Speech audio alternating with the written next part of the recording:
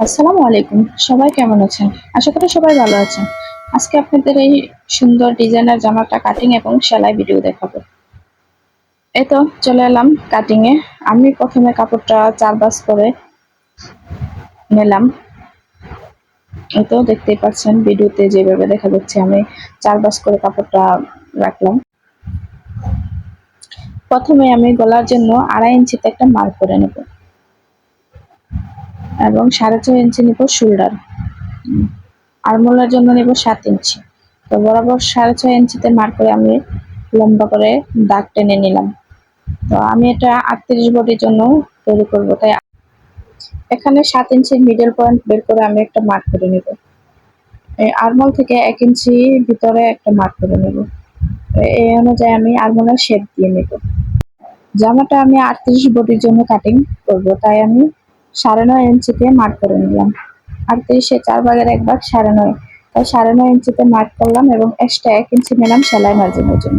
আর আরমোলের এই জায়গাটা আমি মার্কিং করে নিলাম। দেখতে পাচ্ছেন আমি কিভাবে মার্ক করছি। তো এখন আমি জামার ফাড়ার মাপ নিব ১৩ ইঞ্চি। তো ১৩ ইঞ্চিতে আমি একটা মার্ক করে নিচ্ছি এবং ১৩র মিডল পয়েন্ট বের করে পেটের জন্য আমি একটা মাপ নিব।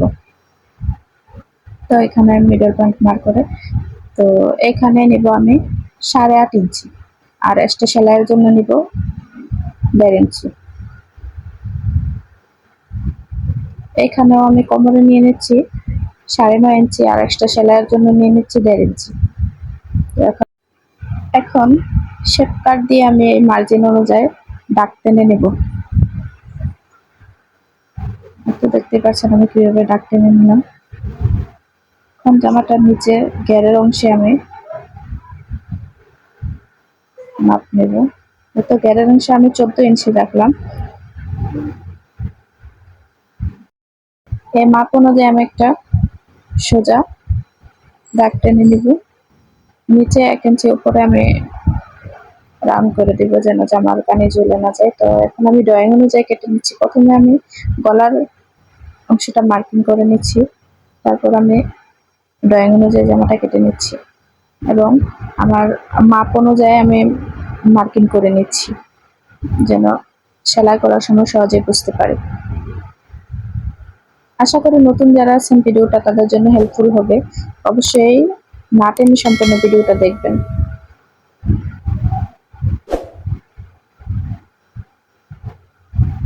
তো ড্রয়িং অনুযায়ী আমার জামাটা কাটা শেষ। এখন আমি সামনের পাটটা আলাদা করে নিয়ে তালপাট কেটে নেব।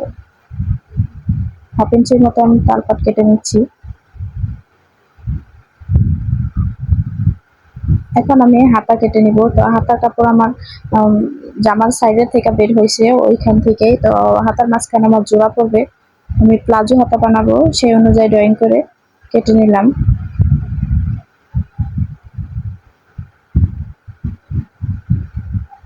হাতার কাটিংটা আর দেখালাম না কারণ ভিডিওটা অনেক বড় হয়ে যাবে এমনিতেই, তাই এই তো চলে এলাম সেলাই করতে।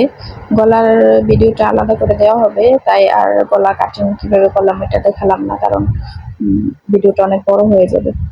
তো এতে দেখতে পাচ্ছেন আমি গলার কাপড়টা সোজা পাশে রেখে পেপার পেস্টিং এর উপর দিয়ে সেলাই করে নিচ্ছি। সেলাইটা আস্তে আস্তে দিবেন, তাহলে সুন্দর হবে। নতুন যারা আছেন তাদের জন্য খুব ভালো হবে, সেলাইটা আস্তে আস্তে সেলাই করবেন। তো এই তো আমার গলাটা সেলাই হলো এবং কেটে আমি উল্টে নিলাম এবং পাশ দিয়ে একটা চাপ সেলাই দিয়ে নিলাম। এই সেলাইটা না দিলেও পারেন, তবে এটা আমার ভালো লাগে তাই আমি দিয়ে দিলাম। এখন ১ ইঞ্চি সাইড দিয়ে আমি আরেকটা সেলাই দিয়ে দিব। তো এটা আপনারা চাইলে হাতে তোরপাই করে নিতে পারেন, তো আমি মেশিন দিয়ে দিয়ে দিলাম।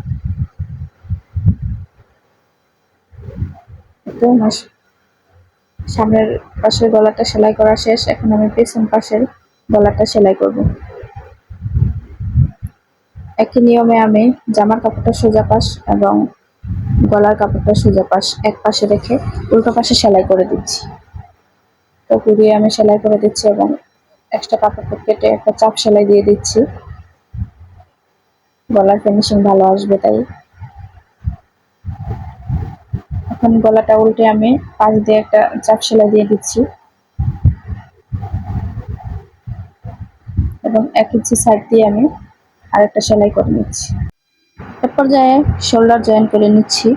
দুই পাশের সোজা অংশ এক সাইডে রেখে উল্টা পাশে আমি জয়েন করে নিচ্ছি। সেলাই সুবিধার্থে আমি ডাবল সেলাই করে নিলাম। তো আমার হাতায় জোড়া পড়বে, তাই ভাবলাম এখানে একটু পাইপিং দিয়ে দিই, দেখতে ভালো লাগবে। তো এখানে আমি 2 ইঞ্চি একটা কাপড় নিলাম, ওটাকে আমি 2 ভাঁজ করে নিলাম। এখন একটা পাটে আমি এভাবে মাঝখান দিয়ে 2 সুতার পরিমাণ রেখে সেলাই করে দেব। তো সেলাই একটু কাট করে নিলাম, ফিনিশিং ভালো আসবে। এখন হাত দিয়ে চেপে চেপে নিচ্ছি, দেখতে পাচ্ছেন। এর পর্যায়ে আমি পাইপিংটা চিকন করে দেব, তাই ওই অনুযায়ী ভেঙে আরেকটা পাটের উপরে রেখে একটা চাপ সেলাই দিয়ে দেব। এই তো দেখতে পাচ্ছেন আমি কিভাবে রেখে চাপ সেলাই দিচ্ছি।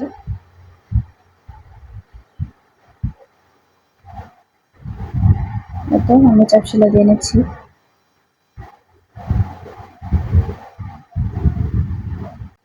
একই নিয়মে আমি 2টা হাতা সেলাই করে নিলাম। তো এখন আমি হাতার তালপাট কেটে নিলাম, 1/2 ইঞ্চি পরিমাণ কাটতে হবে। আর এই তো আমার তালপাট কাটা শেষ। আমি এই পাশে মার্কিং করে নিচ্ছি বোঝার সুবিধার্থে। এখন হাতাটা জামার বডির সাথে সেলাই করে নিব। তো তালপাট থাকবে জামার সামনের অংশে, তো ওই অনুযায়ী মিলিয়ে আমি সেলাই করে নিচ্ছি। এই তো দেখতে পাচ্ছেন আমি কিভাবে সেলাই করতেছি। আর নতুন যারা আছেন তারা অবশ্যই সেলাইটা আস্তে করার চেষ্টা করবেন, তাহলে সেলাইও সুন্দর হবে। একইভাবে আমি 2টা হাতাই জয়েন করে নিচ্ছি এবং 2টা হাতাই ডাবল করে সেলাই দিয়ে নিচ্ছি। এই তো দেখতে পাচ্ছেন আমি কিভাবে সেলাই করতেছি।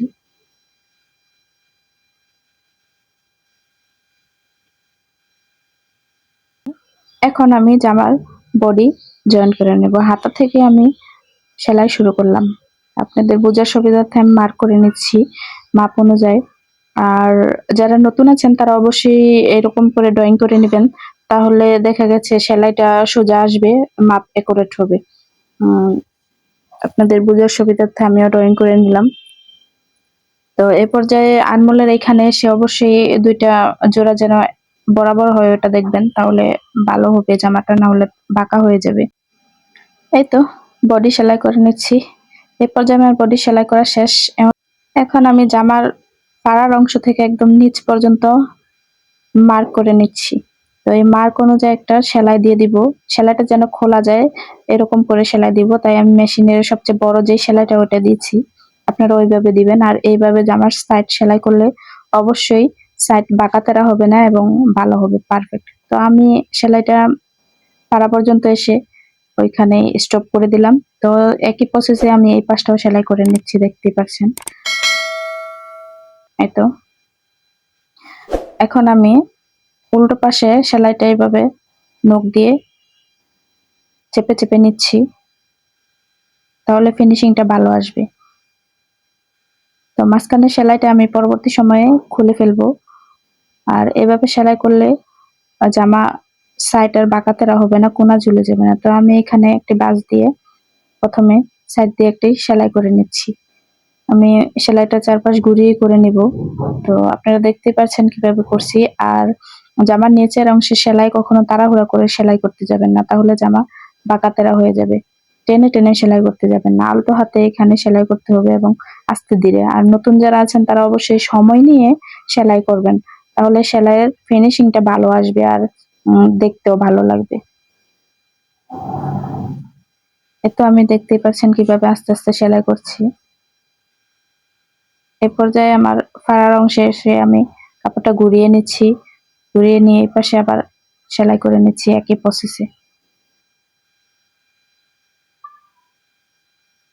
অবশ্যই মনে রাখবেন কাপড়টা টেনে টেনে সেলাই করা যাবে না, আলতো হাতে জায়গার কাপড় জায়গায় রেখে সেলাই করতে হবে।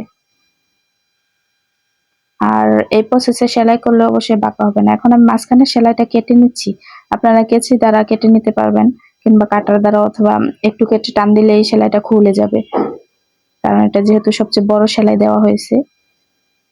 তো দেখতে পাচ্ছেন আমি কিভাবে খুলছি, আপনাদের বোঝার সুবিধার্থে আমি এখন আমি সাইডের সেলাইটা দিয়ে নিচ্ছি। তো তো সাইডের সেলাইটা দেওয়ার সময় অবশ্যই সাবধানতা অবলম্বন করবেন। সেলাইটা যত আস্তে এবং সময় নিয়ে দিবেন ততই সুন্দর হবে। আর জামার মেন পয়েন্ট হচ্ছে জামার ফাড়া সেলাই। এটা সুন্দর হলে জামাটাই ভালো লাগে। তো নতুন যারা আছেন তারা অবশ্যই আস্তে আস্তে সেলাইটা দিবেন। তো এখানে এসে আমি একটু চাপ সেলাই দিচ্ছি, আবার ঘুরিয়ে সাইড দিয়ে সোজা সেলাই করে নিচ্ছি। তো দেখতে পাচ্ছেন আমি কিভাবে সেলাইটা করছি। আপনাদের বোঝার সুবিধার্থে আমি সম্পূর্ণ সেলাই দেখাচ্ছি। তো আমার একটা পাশ সেলাই করা শেষ, আর একটা পাশ আমি সেম প্রসেসে সেলাই করে নিচ্ছি। তো আপনাদের বোঝার সুবিধার্থে এটাও দেখাচ্ছি, দেখেন একই প্রসেসে আমি সেলাই করে নিচ্ছি। আশা করি সম্পূর্ণ ভিডিওটা না টেনে দেখলে অবশ্যই আপনারা সহজেই একটা জামা কাটিং এবং সেলাই করতে পারবেন। আর এইভাবে যদি জামার সাইড সেলাই করেন তাহলে অবশ্যই সাইড সোজা হবে, পাকা হবে না। আর নতুন যারা আছেন তারা এই টেকনিকটা কাজে লাগাতে পারেন। দেখা গেছে অনেকের জামা সেলাই করার পর কোনা বের হয়ে যায় এবং বাঁকাতেরা হয়, তো এইভাবে সেলাই করলে বাঁকাতেরা হবে না। তো একই প্রসেসে আমি এই সেলাইটাও খুলে নিচ্ছি টেনে। দেখতে পাচ্ছেন আপনারা কিভাবে খুলছি। এটা আমার খোলা শেষ, এখন পাশ দিয়ে আরেকটা সেলাই করে দিচ্ছি। এই তো আমার সেলাইটা প্রায় শেষ। আজ তাহলে এই পর্যন্তই। আর পরবর্তী পর্বে আসছে জামার নিচের ডিজাইন এবং গলা কাটিং ভিডিও। সবাই ভালো থাকবেন, আমার জন্য দোয়া করবেন। আল্লাহ হাফিজ।